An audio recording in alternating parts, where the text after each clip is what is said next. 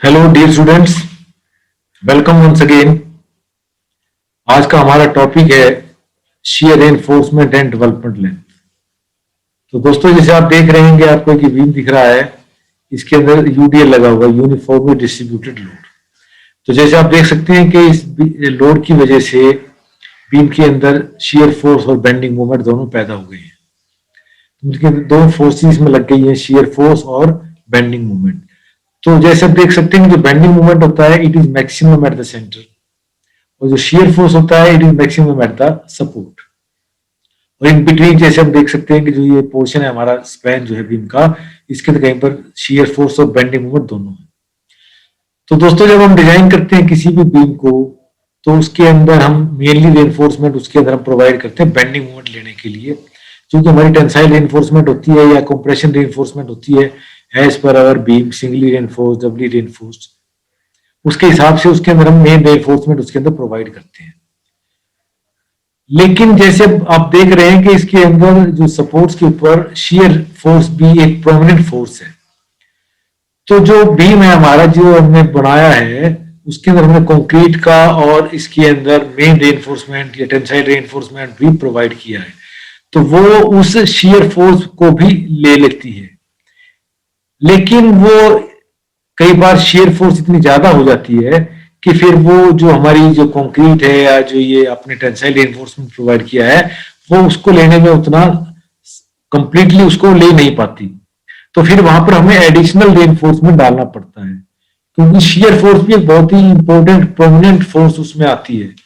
तो उसकी वजह से उसमें शियर स्ट्रेस पैदा होती है बीम के अंदर। तो हमें उसको भी बहुत ध्यान से उसका भी हमें समाधान बीम के अंदर करना पड़ता है, शियर फोर्स को भी, क्योंकि ये शियर फोर्स की वजह से बीम्स के अंदर साइड में क्रैक्स पैदा हो जाते हैं। तो हम ये चाहते हैं बीम में किसी तरह का कोई क्रैक ना पैदा हो, तो उसको लेने के लिए फिर हमें उसके अंदर बीम के अंदर हमें शियर रेनफोर्समेंट प्रोवाइड करना पड़ता है। जैसे आप देख सकते हैं इस फिगर के अंदर कि जो ये हमारा एक सिंपली सपोर्टेड बीम है, इसके अंदर लोड लगा हुआ है, तो मैक्सिमम बेंडिंग मोमेंट बीच के अंदर है, तो इसलिए उसके अंदर फ्लेक्सुरल क्रैक्स उसके अंदर आ गए बेंडिंग की वजह से। लेकिन जैसे जैसे हम साइड की तरफ जाते हैं, तो उसके अंदर फिर flexural as well as shear cracks उनका कॉम्बिनेशन आ जाता है। तो पहले बीच में वर्टिकल है, तो लेकिन ये साइड में it acts at a certain angle, ये एंगल पर आ जाते हैं।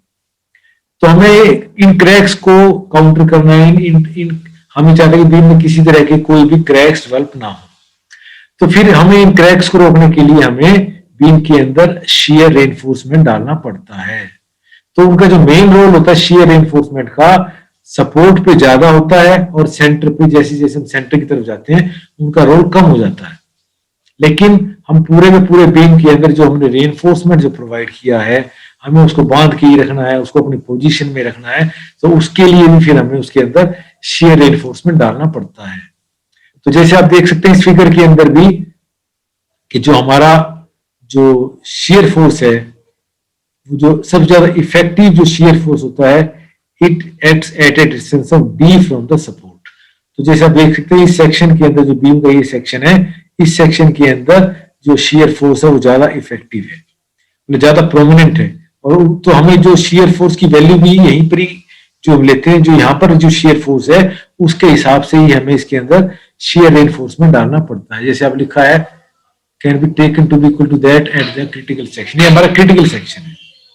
तो जो क्रिटिकल सेक्शन होता है शियर फोर्स के लिए, it acts at a distance of D from the support. तो जैसे आप देख सकते हैं इस बीम के अंदर कि जो हमारा जो शियर फोर्स कैसे वेरी कर रहा है, शियर फोर्स मतलब शियर स्ट्रेस कैसे वेरी कर रहा है।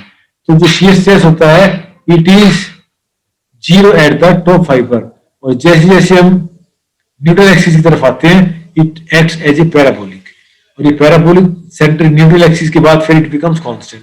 और जैसे ही हमारी जो शियर रेनफोर्समेंट है यहाँ पर यहाँ तक आपको दिखाया गया है, तो in this way our shear stress is acting. तो इसको बोलते हैं नॉमिनल शियर स्ट्रेस।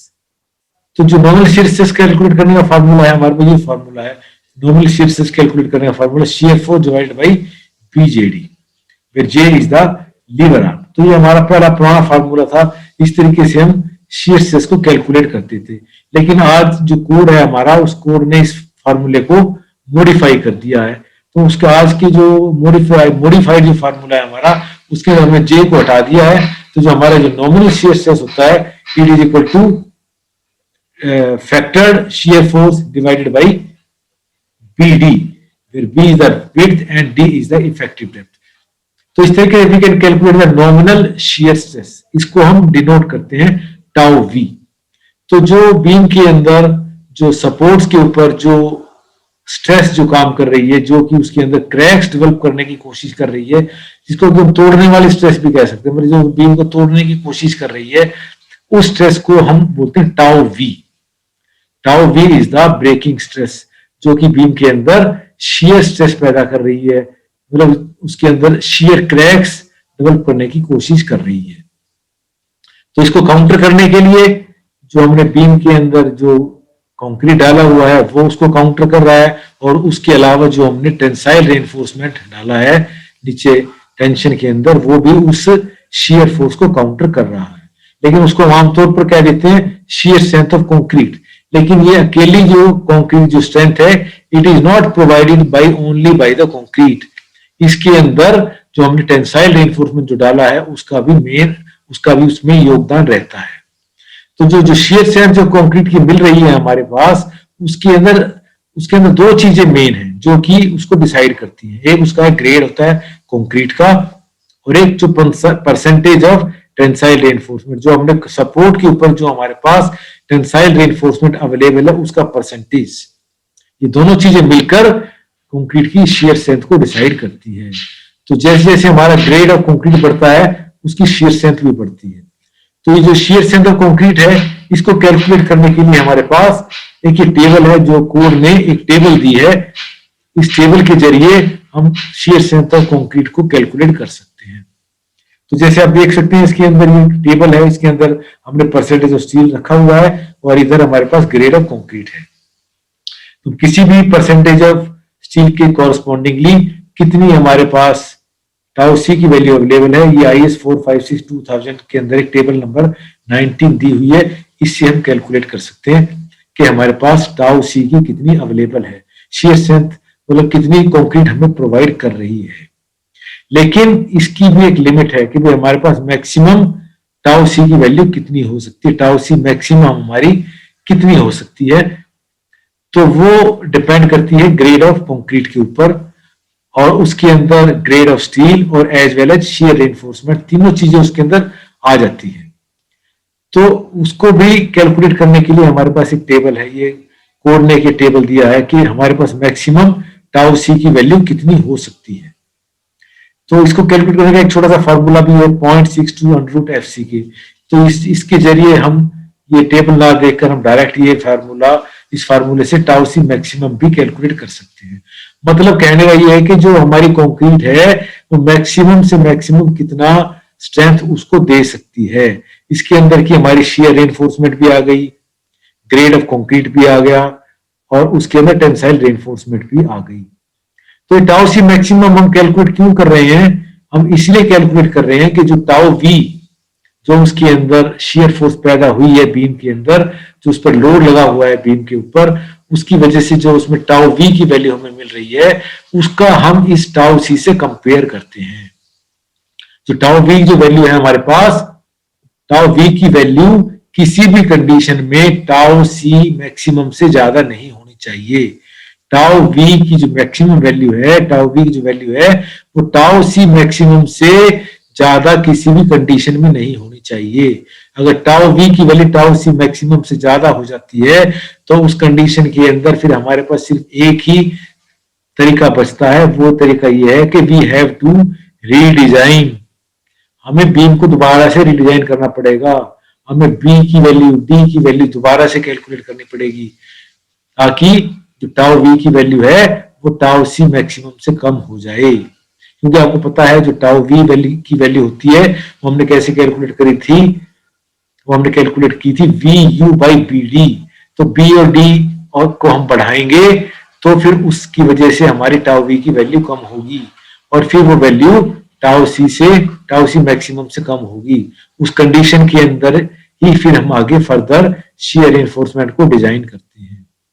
तो यहीं पर ही हमारा अदरवाइज यहाँ पर काम खत्म हो जाता है कि अगर टाउ वी की वैल्यू टाउ सी मैक्सिमम से ज्यादा आ जाती है तो हमें सेक्शन को रीडिजाइन करना पड़ता है, वी डी की वैल्यू दोबारा से निकालते हैं। अदरवाइज टाउ वी की वैल्यू जो है टाउ सी से कम होती है, टाउ सी मैक्सिमम से कम होती है। तो चलो दोस्तों हम आगे चलते हैं इसके अंदर। तो ये मैंने आपको टेबल दिखाई है। तो अब हम बात करते हैं कि जो शेयर इन्फोर्समेंट है हम किस किस फॉर्म में प्रोवाइड करते हैं। तो जो शेयर इन्फोर्समेंट है हमारी, it is provided in the form of share stirrups. जैसे आप देख सकते हैं ये स्टिरप्स है हमारे पास, ये रिंग भी बोल देते हैं इसको, रिंग। तो हमारे पास ये रिंग आपने डाल रखा है, ये बीम आपको दिखा रखा है, पूरा बीम है जैसे हमारे पास।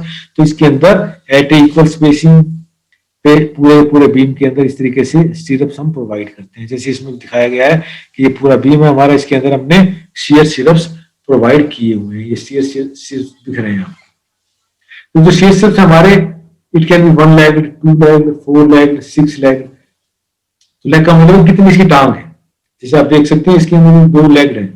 ये 2 लेग आमतौर पर 2 लेग से प्रोवाइड करते हैं, लेकिन कई जगह पर शेयर फोर्स ज्यादा हो जाती है तो उसके अंदर फिर इसके एरिया को बढ़ाने के लिए, स्टिरप्स के एरिया को बढ़ाने के लिए हम इसको लेग्स को बढ़ा सकते हैं। जैसे आप इसमें देख रहे हैं ये 4 लेग स्टिरप है, ये 6 लेग स्टिरप है। और इसके अंदर जो शेयर इन्फोर्समेंट होती है it is in the form of bent bars. ये आप देख सकते हैं बेंट बार है, ये हमारी मेन इन्फोर्समेंट और नीचे आपने डाल रखी है।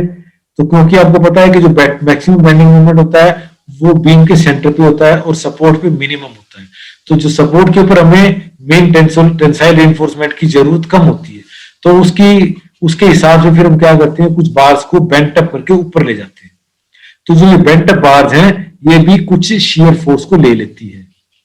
तो इस वजह से क्या होता है कि कुछ जो शेयर फोर्स हमारी आई उसको बेंट बार ने ले लिया, तो उसका हमें क्या एडवांटेज मिलता है, एडवांटेज ये मिलता है कि जो शेयर स्टिरप्स आपने प्रोवाइड किए हैं फिर ये हमें कम डालने पड़ते हैं। कम डालने का मतलब ये है कि हम इनकी स्पेसिंग को बढ़ा सकते हैं। कम का मतलब सिर्फ यही है, लेकिन हमें हर हालात में, हर कंडीशन में शेयर स्टिरप्स तो प्रोवाइड करने ही करने पड़ेंगे। हम ये नहीं कह सकते कि अगर आपने बेंट बार डाल दिया है तो हम शेयर स्टिरप्स को अवॉइड कर सकते हैं। हम शेयर स्टिरप्स को किसी भी कंडीशन में अवॉइड नहीं कर सकते। कोई भी बीम आपने बनाया है तो उसके अंदर हमें हर हालात के अंदर शेयर स्टिरप्स को प्रोवाइड करने ही पड़ेंगे। क्यों प्रोवाइड करने पड़ेंगे? क्योंकि जो हमारी रिइंफोर्समेंट है we have to keep them in a position, अपनी जगह पर उनको फिक्स करने के लिए, स्थिर करने के लिए, ताकि ये अपनी जगह से हिले नहीं। तो हमें शेयर स्टिरप्स को प्रोवाइड करने ही पड़ते हैं। हम चेंज क्या कर सकते हैं, सिर्फ इनकी स्पेसिंग को बढ़ा सकते हैं, इनके नंबर्स को कम कर सकते हैं। तो शेयर स्टिरप्स प्रोवाइड करने पड़ेंगे। जैसे आप इस कंडीशन में भी देख सकते हैं, जैसे ये बीम हमारा बना हुआ है, इसके अंदर ये ऊपर हमारी क्या नाम है, एंकर बार्स भी कह सकते हैं इनको, कंप्रेशन रिइंफोर्समेंट भी बोल देते हैं। तो हमें ये इसके अंदर ये रिंग्स बनाए हुए हैं। तो दोस्तों आगे हम चलते हैं। तो अब हम इसके अंदर बात करते हैं इनकी डिजाइन की। तो हमारे पास 2 चीजें आ गई, टाउ वी और टाउ सी। तो टाउ सी तो जो है वो स्ट्रेंथ ऑफ कंक्रीट है, जो कि आपकी कंक्रीट ने स्ट्रेंथ प्रोवाइड की है हमें शेयर फोर्स को लेने के लिए। और एक टाउ वी है जो उस पर लोड आपने बीम पे लगाया है उसकी वजह से उसमें कितनी शेयर स्ट्रेस पैदा हो रही है। तो हमारी एक कंडीशन ये आ जाती है कि भाई जो टाउ वी है उसकी वैल्यू टाउ सी से कम हो जाएगी। मतलब जो उसके अंदर जो स्ट्रेस पैदा हो रही है, नॉमिनल स्ट्रेस पैदा हो रही है, उसकी value shear strength of concrete से कम है। तो कंक्रीट की स्ट्रेंथ ज्यादा है, नॉमिनल स्ट्रेस कम है, तो उस कंडीशन के अंदर हमें वैसे तो शेयर रिइंफोर्समेंट की जरूरत नहीं है, लेकिन फिर भी हम शेयर स्ट्रिप्स तो हमें प्रोवाइड करने हैं। तो उस कंडीशन के अंदर हम उसकी नॉमिनल शेयर रिइंफोर्समेंट हम उसको कहते हैं, तो वो हमें प्रोवाइड करनी है। तो वो नॉमिनल शेयर स्ट्रिप्स हमें कितनी स्पेसिंग में प्रोवाइड करना है, तो उसको निकालने के लिए हमारे पास ये फॉर्मूला है, ASV divide by B into SV, it should be more than और equal to 0.4 divided by 0.87 FY। तो इसमें हमें निकालना क्या है, हमें निकालना है इसके अंदर SV is the spacing of the share stirrups, ASV is the area of the share stirrups, FY आपको पता ही है कि भैया ये जो है हमारे पास कैरेक्टरिस्टिक स्ट्रेंथ होती है स्टील की। तो लेकिन अब आपको इसके अंदर हमने इसको लिमिट कर दिया है कि FY की जो वैल्यू है 415 से ज्यादा नहीं होनी चाहिए। क्यों नहीं होनी चाहिए? क्योंकि जो हम इसके अंदर शियर स्ट्रिप्स प्रोवाइड कर रहे हैं वो हमें उसको बेंड करना पड़ता है, तो माइल्ड स्ट्रिप चाहिए। तो माइल्ड के लिए अगर हम इसकी स्ट्रेंथ को बढ़ा देंगे, एफआई अगर 500 ले लेंगे तो वो टूट जाएगी, बेंड नहीं होगा। तो इसलिए मैक्सिमम हमने इसके लिए कहा कि वो जो एफआई जो है 415 या HYSD से ज्यादा नहीं होना चाहिए। तो इस तरीके से we can calculate the spacing of the stirrup, SV। हमें स्पेसिंग निकालनी है स्टीरअप्स की, इस फार्मूले का इस्तेमाल करते हुए। हमें सब पता है, बाकी everything is known, unknown is only SV का इस फार्मूला में पुट करके SV की वैल्यू, इन सभी चीजों को पुट करते हुए हम SV की वैल्यू निकाल देते हैं कि भैया हमारे पास नॉमिनल स्ट्रिप स्पेसिंग कितनी होनी चाहिए। तो इसके लिए हमने कंडीशन में रखी है भाई इससे ज्यादा हम स्ट्रिप की स्पेसिंग को नहीं कर सकते हैं, 0.75 D, 300 mm और SV। तो जो इनमें से मिनिमम होगा वो हम SV की वैल्यू को ले लेंगे, उतनी स्पेसिंग पर हम स्ट्रिप्स को डाल देंगे। लेकिन अब हम आगे फर्दर जैसे पढ़ते हैं कि भाई जब जो हमारी जो टाउ वी की वैल्यू है it is more than tau c, तो टाउ सी की स्ट्रेंथ कंक्रीट की कम है और वहां पर शियर फोर्स ज्यादा है, तो फिर वहां पर फिर हमें डिजाइन करना पड़ेगा। तो डिजाइन करने के बाद भी जो हमारे पास स्पेसिंग आएगी, डिजाइन का मतलब सिर्फ यही है कि हमें स्पेसिंग, कितनी स्पेसिंग पे स्ट्रिप्स को डालना है, तो वो हमें एसपी मिलता है as per our design of the shear reinforcement. तो उस कंडीशन में फिर हम चार चीजों को देखते हैं, इन चारों में से जो भी हमारे पास मिनिमम होगा उसके ऊपर हम शियर स्ट्रिप्स को डालेंगे। क्योंकि कई बार जो डिजाइन करने के बाद भी जो ये एसवी की वैल्यू आती है वो ज्यादा आ जाती है, तो जो नॉमिनल शियर रेनफोर्समेंट है उससे भी ये वैल्यू ज्यादा आती है। तो उस कंडीशन के अंदर फिर हमें जो स्ट्रिप्स प्रोवाइड करने हैं वो नॉमिनल शियर स्ट्रिप्स इनमें से जो फार्मूले में चारों के अंदर से जो मिनिमम वैल्यू आएगी उसके ऊपर ही हम स्ट्रिप्स को प्रोवाइड करेंगे। तो अब हमारे डिजाइन की बात आ गई, तो डिजाइन के अंदर जैसे मैंने आपको बताया कि we have to design the shear stirrups. तो जो डिजाइन करने के अंदर हम दो तरीके से सिर्फ डाल सकते हैं, दो तरीके से हमारी रेनफोर्समेंट हो सकती है। जैसे मैंने पहले भी बताया आपको कि हम खाली वर्टिकल स्टीरअप से भी काम चला सकते हैं, बार्स को बेंट अप करने की जरूरत नहीं है। बार्स को बेंट अप हम सिर्फ इसलिए कर रहे हैं ताकि हमारे पास कुछ स्टीरअप्स बच जाएं, कुछ उसके अंदर हम स्ट्रिप्स की स्पेसिंग को बढ़ा देंगे तो उससे हमारे पास नंबर ऑफ स्ट्रिप्स कम हो जाएंगे, तो हमारी कुछ सेविंग हो जाएगी। तो इसलिए हम बार्स को बेंट अप करते हैं, लेकिन अगर बार्स को बेंट अप ना करें तो भी हमारा काम चल सकता है, हम खाली वर्टिकल स्ट्रिप्स भी प्रोवाइड कर सकते हैं। तो कितने के लिए हमें करना है, कैसे डिजाइन करना है, तो हम उसके लिए हम फिर चेक करते हैं कि हमारे पास बैलेंस शियर फोर्स कितना बच गया है।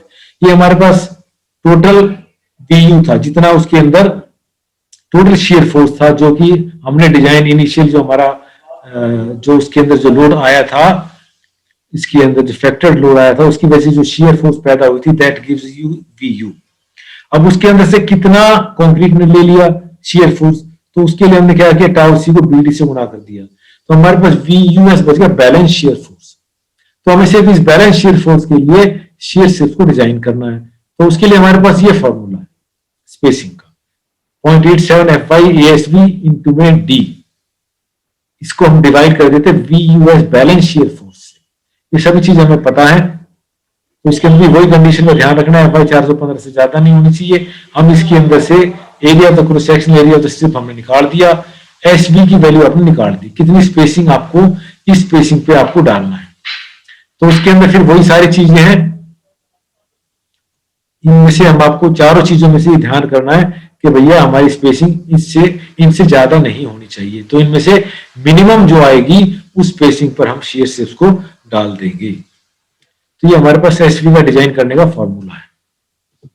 अब उसके बाद अभी मैंने दूसरी बात बताई कि हम बेंट अप बार भी डाल सकते हैं, बार्स को बेंट अप भी कर सकते हैं। तो जो हमारी बेंट अप बार है वो कितने शियर फोर्स को ले रही है, तो उसको कैलकुलेट करने के लिए हमारे पास फॉर्मूला है 0.87 ASB FI into sin alpha.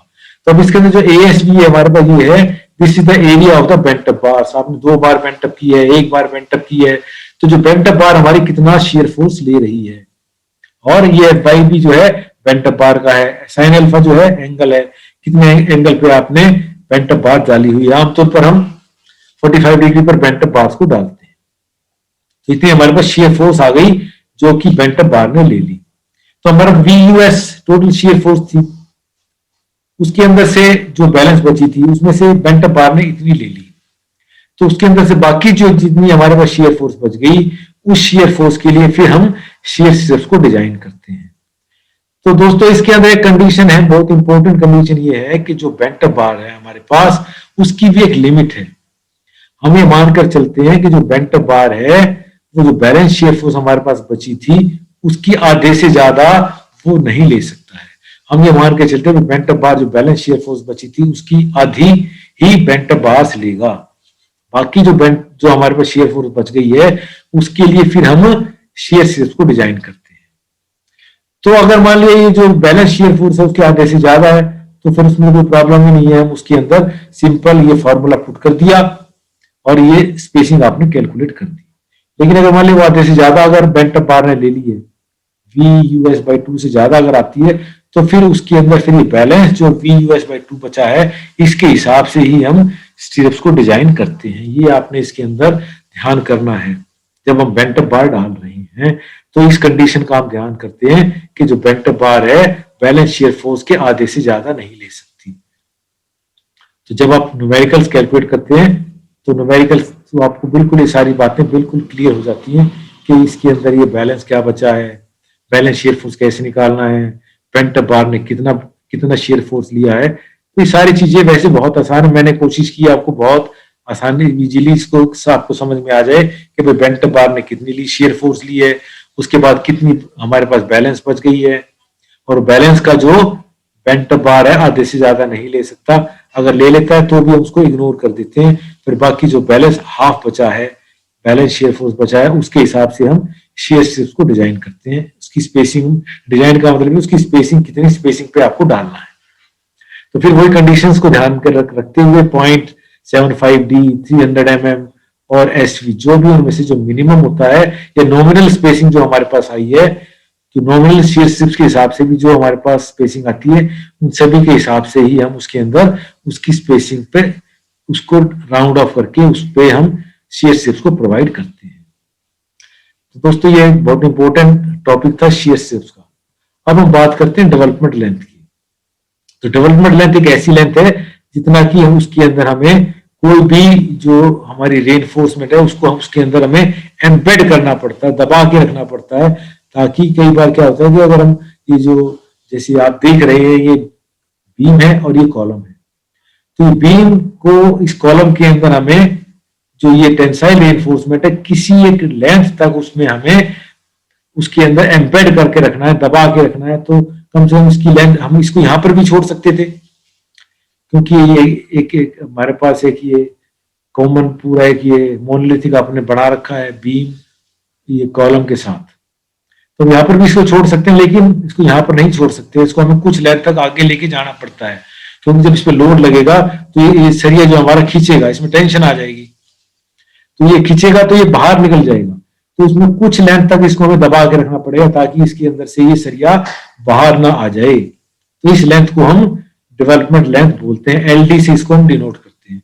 तो LD हमें कैलकुलेट करना पड़ता है कि इसके अंदर कम से कम इतना सरिया बीम के अंदर इस कॉलम के अंदर रहना चाहिए।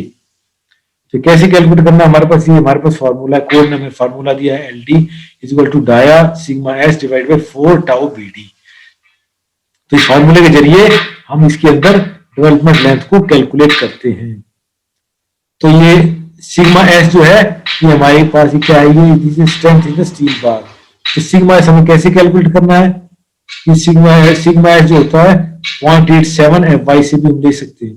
तो टाउ BD इसके अंदर एक चीज ये आई है main tau BD, it is a bond stress. तो ये बॉन्ड स्ट्रेस की वैल्यू हमें कोड में दी गई है, तो ये टेबल दी गई है, इस टेबल के जरिए हम टाउ BD की वैल्यू कैलकुलेट, टाउ BD की वैल्यू यहां से लेनी है। लेकिन ये टाउ BD जो है ये दो तरह के स्टील के लिए होती है, एक तो प्लेन स्टील के लिए होती है और एक होती है डिफॉर्म्ड बार्स के लिए।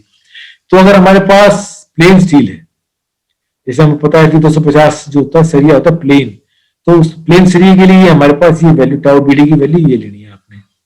लेकिन अगर हम डिफॉर्म्ड बार्स का इस्तेमाल कर रहे हैं या HYSD का इस्तेमाल कर रहे हैं, तो इसलिए इसको फिर हम इसकी वैल्यू को बढ़ा देते हैं, क्योंकि उसके अंदर ग्रिप हमारी बढ़ जाती है।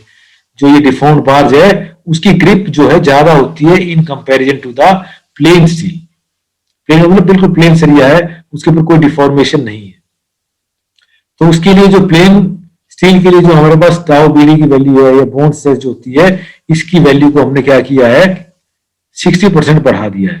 तो इस तरीके से हम इसको, ये वैल्यू हम लेते हैं।